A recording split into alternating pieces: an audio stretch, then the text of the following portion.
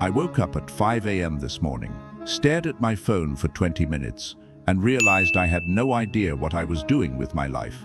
Sound familiar? Here's the thing, nobody tells you about discipline. It's not about motivation. It's not about willpower. It's not even about wanting it badly enough. I found this out the hard way. See, there was this Roman emperor, guy named Marcus Aurelius, ruled one of the most powerful empires in human history. And every night he wrote in his journal, not for publication, not for Instagram, just for himself. Those notes survived 2,000 years. And when I read them, something clicked. This wasn't some self-help guru selling a course. This was a man reminding himself how to stay human while the world burned around him. Literally. Plagues, wars, betrayals, the whole mess. But he didn't fall apart. Want to know why? He had a system. The Stoics called it living according to nature. I call it not losing your mind when everything goes sideways. Let me break down what actually worked. The purpose thing.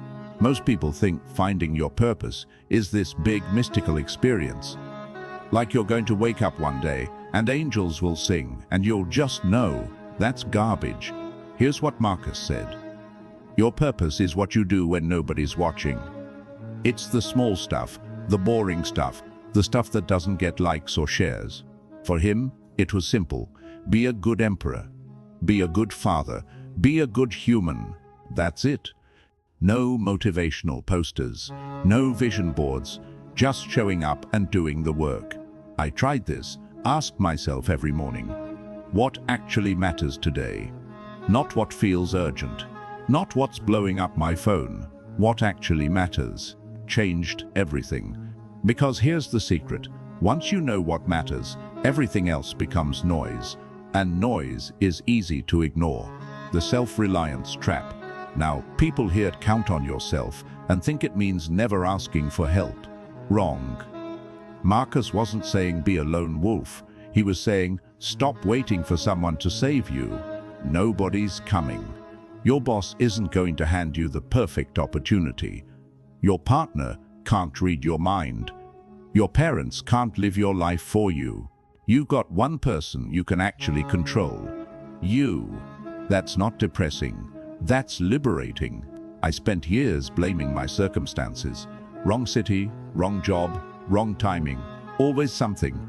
Then I realized I was the constant in every equation. The Stoics say focus only on what's in your control, your actions, your reactions, your effort. Everything else, let it go. Sounds simple. It's not. Try it for a day. See how many times you catch yourself stressing about stuff you can't change. Weather, traffic, other people's opinions, the past, the future. None of it's in your control. But your response, that's all you. Show up every single day. This one's brutal because it's so unglamorous. Marcus didn't become Marcus Aurelius in one epic moment. He became him in 10,000 small moments. Getting up, doing the work, writing in his journal. Every single day. No excuses. I hate this principle because it works. You know what's hard. Going to the gym once and transforming your body. You know what's easy.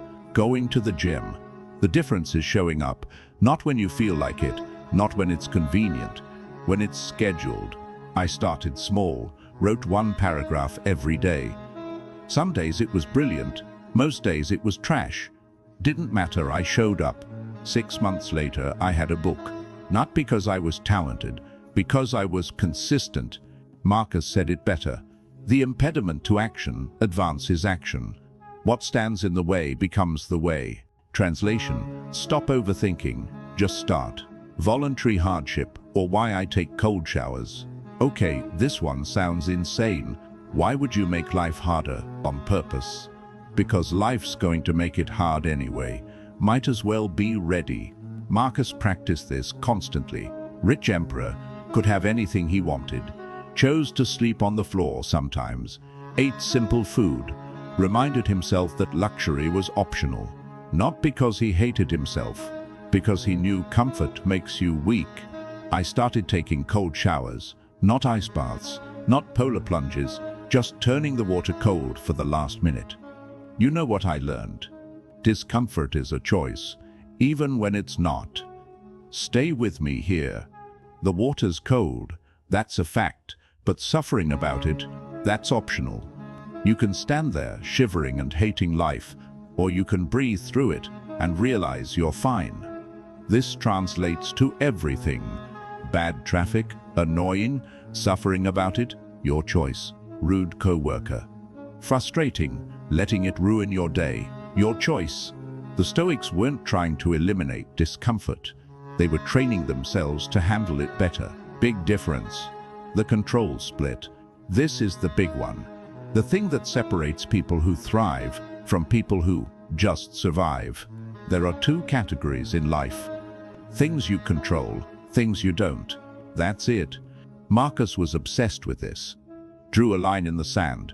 On one side, his thoughts, his actions, his effort. On the other side, literally everything else. Other people, the weather, the economy, the past, the future, all of it. And here's the move. You only worry about your side.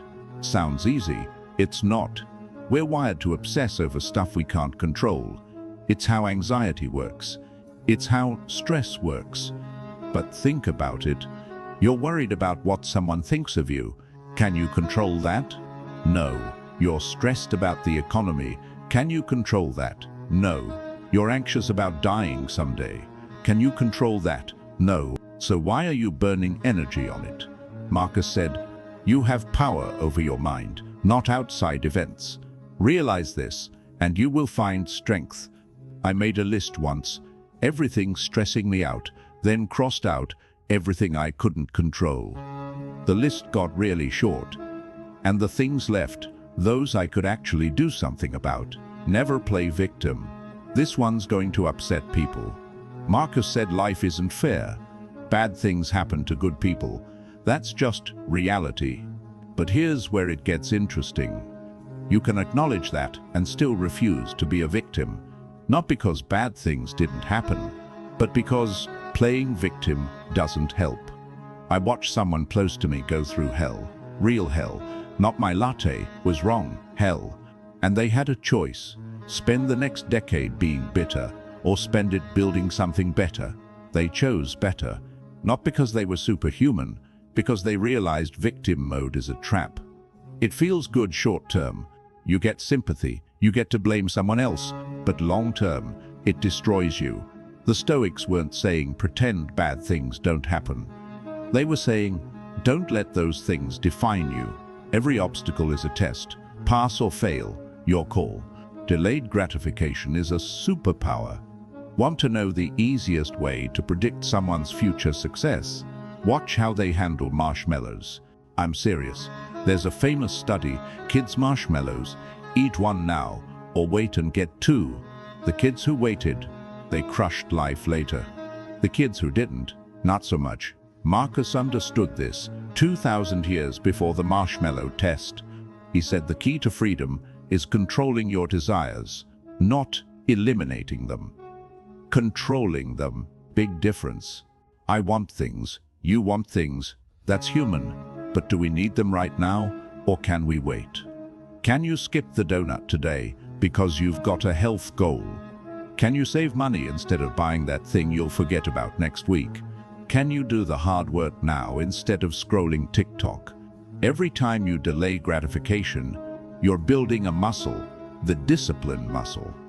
And that muscle, it changes everything. Ignore the naysayers. People are going to doubt you. Accept it now. Your family, your friends, random people on the internet who don't even know you. They're all going to have opinions about what you should do with your life. Marcus dealt with this constantly. Advisors, senators, citizens. Everyone had an opinion about how to run Rome. You know what he did. Listened to wisdom, ignored noise. How do you tell the difference? Wisdom comes from people who've been where you're going, who've earned their perspective through experience. Noise comes from people who are scared, bitter, jealous, or just clueless. I had someone tell me writing was a waste of time, that I should get a real job. This person had never written anything longer than a grocery list. Why would I take career advice from them? I wouldn't ask a plumber to fix my teeth. Why would I ask someone who's never done what I want to do to advise me on how to do it?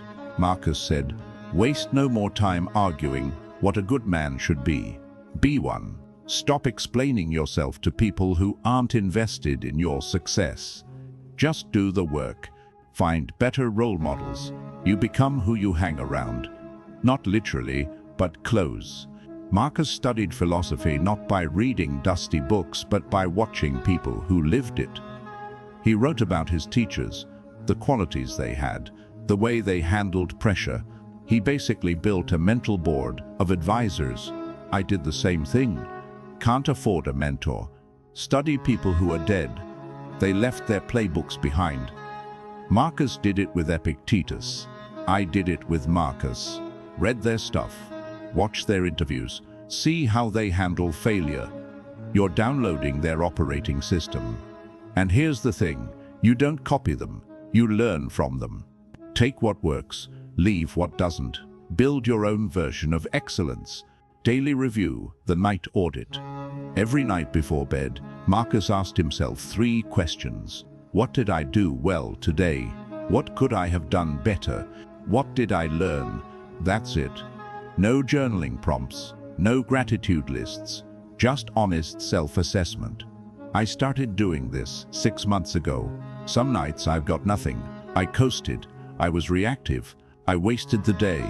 Other nights I see growth, small wins, better decisions. The point isn't to beat yourself up. It's to learn, because tomorrow's coming, whether you're ready or not. Might as well use today's data to improve. This practice is brutal because you can't lie to yourself at midnight. You know if you showed up or phoned it in. You know if you were the person you want to be or just went through the motions. Marcus said, the soul becomes dyed with the color of its thoughts. What color are yours? The real secret. Here's what nobody tells you about Stoicism. It's not about becoming emotionless. It's not about suffering in silence.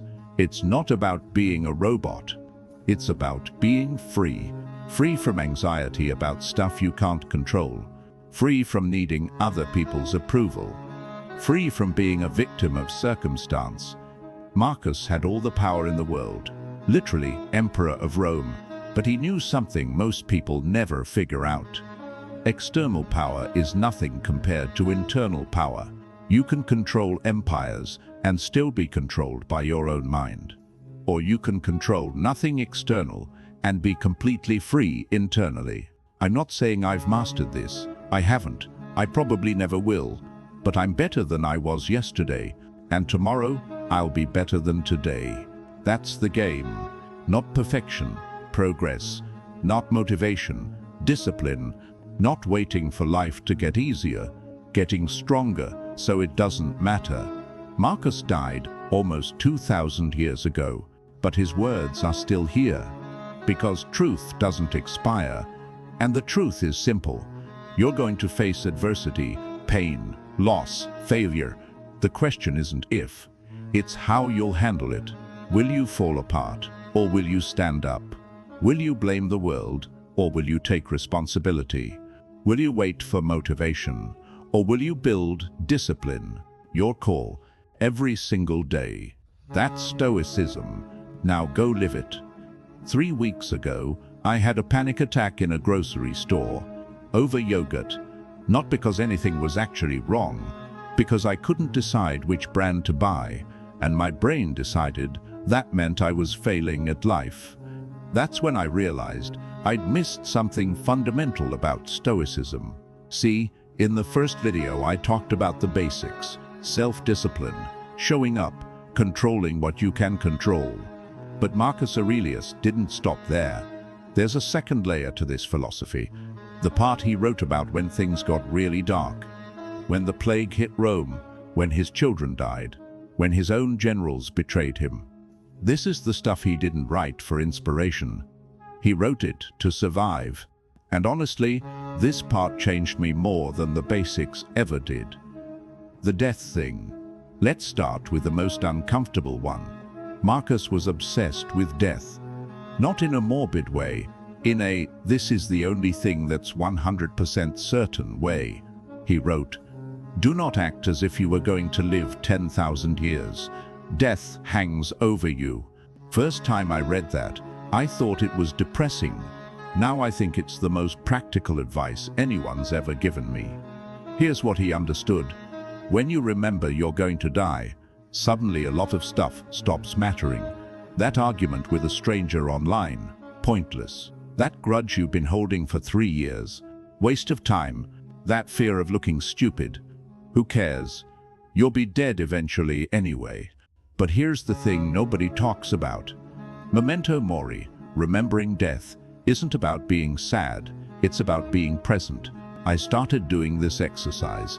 Every morning, I ask myself, if I died tonight, would I be proud of how I spent today? Sounds dramatic. It is. But you know what happened? I stopped scrolling for hours, stopped procrastinating on calls I needed to make, stopped saying, I'll do it tomorrow, about the things that actually mattered, because tomorrow isn't guaranteed. Marcus knew this better than anyone. He watched his kids die. He watched this plague wipe out a third of Rome. He lived with death every single day. And instead of falling apart, he wrote, while you live, while it is in your power, be good. Not successful, not famous, not rich. Good, that's it. The cosmic perspective. Marcus had this wild ability to zoom out, like way out. He'd be dealing with some crisis, a war, a rebellion, whatever, and he'd stop and remind himself, you are a tiny fragment of the universe. Your life is a blink. The stars don't care about your problems. The first time I tried this, I felt worse. Like, great, nothing matters, why bother? But that's not the point.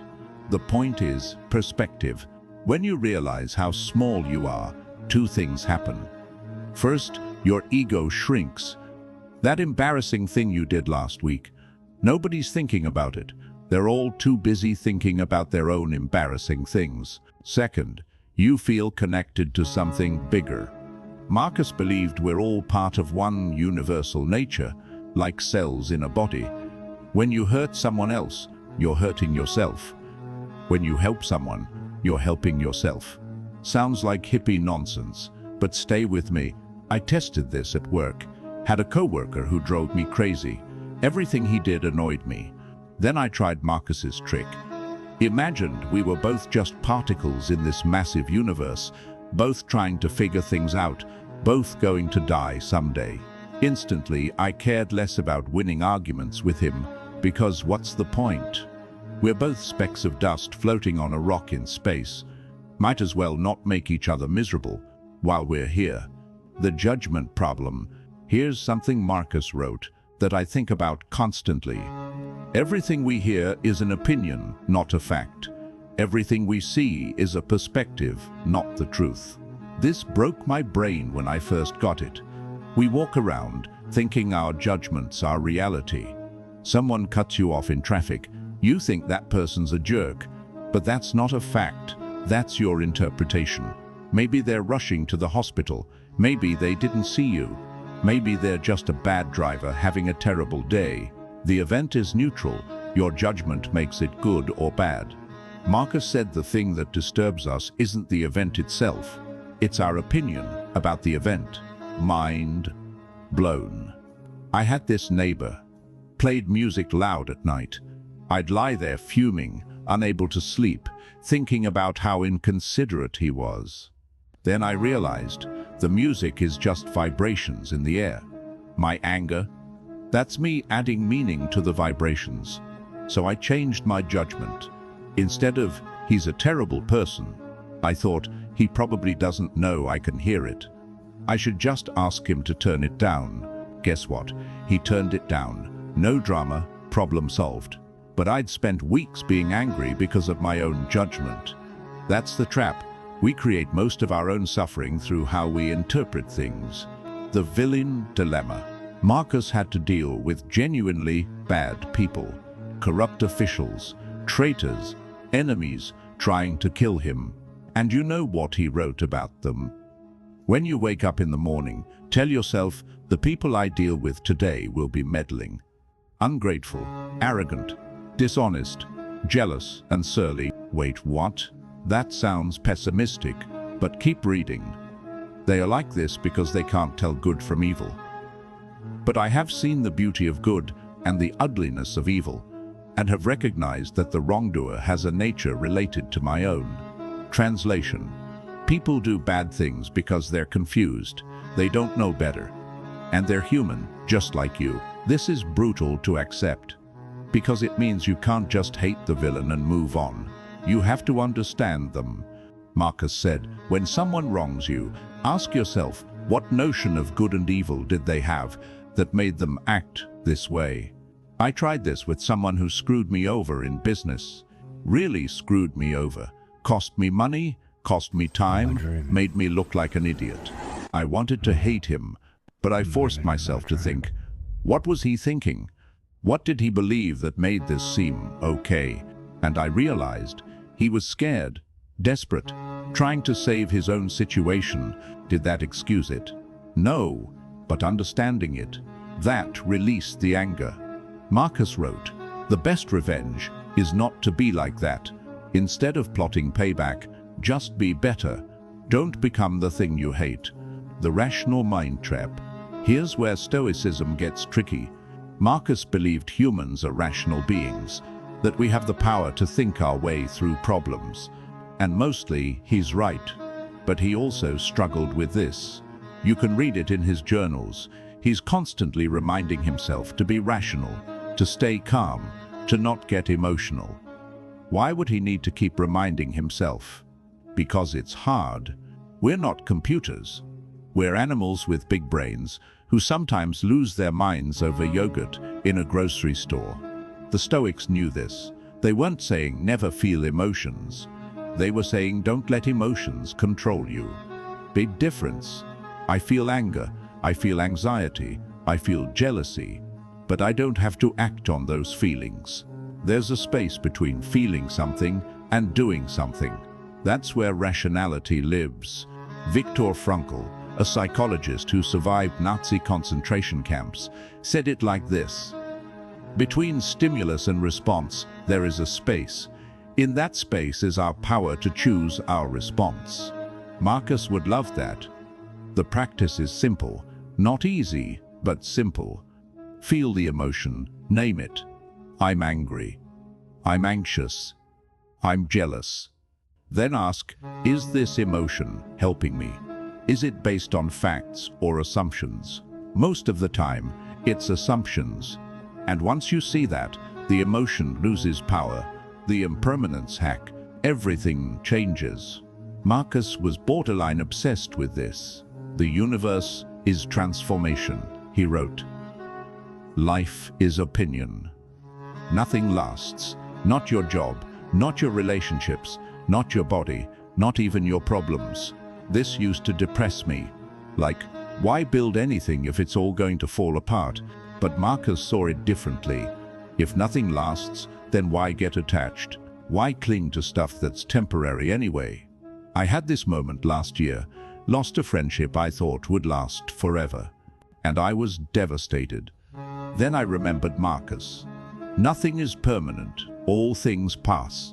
It didn't make the loss hurt less, but it helped me accept it, because of course it ended. Everything ends. The relationship I had with that person at age 20 was different from the one at 30. We both changed. The friendship changed. And now it's over. That's not a tragedy. That's just nature. Marcus wrote, time is a river of passing events. As soon as a thing comes into sight, it is swept by and another takes its place. So enjoy things while they're here. Don't hold so tight you crush them. Don't cling so hard you can't let go when it's time. The service principle. Here's something that surprised me about Marcus. For a guy who could have done anything he wanted, he was obsessed with duty. He believed humans are social animals, that we're meant to help each other. He wrote, what's bad for the hive is bad for the bee. If society suffers, you suffer. You're part of the system. This is the opposite of look out for yourself. Marcus said, your purpose is to serve, to contribute, to make things better for everyone. Not because you'll get rewarded, because that's what humans are supposed to do. I used to think success was about winning, getting ahead, beating the competition. Then I read this from Marcus. We were born to work together, like feet, hands, and eyes, like the two rows of teeth, upper and lower. We're not competing, we're cooperating, even when it doesn't feel like it. I started asking myself, how does this decision affect everyone, not just me? Changed everything. Business deals, relationships, even small stuff, like whether to recycle. Because I'm not just me, I'm part of something bigger. And when I hurt that bigger thing, I hurt myself, the perfectionism problem. Marcus wasn't perfect. You can tell from his writing. He gets frustrated. He loses patience. He has to remind himself of the same lessons over and over. Sound familiar? We think self-improvement means becoming flawless. It doesn't. It means getting slightly better, consistently. Marcus wrote, "Be like the rocky headland, against which the waves continually break. It stands firm and stills the waters around it." He's not saying you won't face waves. He's saying you learn to stand firm, despite them. Some days you'll fail, you'll snap at someone, you'll procrastinate, you'll make the wrong choice. That's fine. The question is, what do you do next? Do you spiral, or do you note it and move on? Marcus chose to move on. Every night he'd review his day. What did I do? Well, what could I improve? Not as punishment, as data. I started doing this, just 3 questions before bed. What went well today? What didn't go well? What will I do differently tomorrow? No judgment, just observation. And over time, the good days outnumber the bad. Not because I'm perfect, because I'm consistent.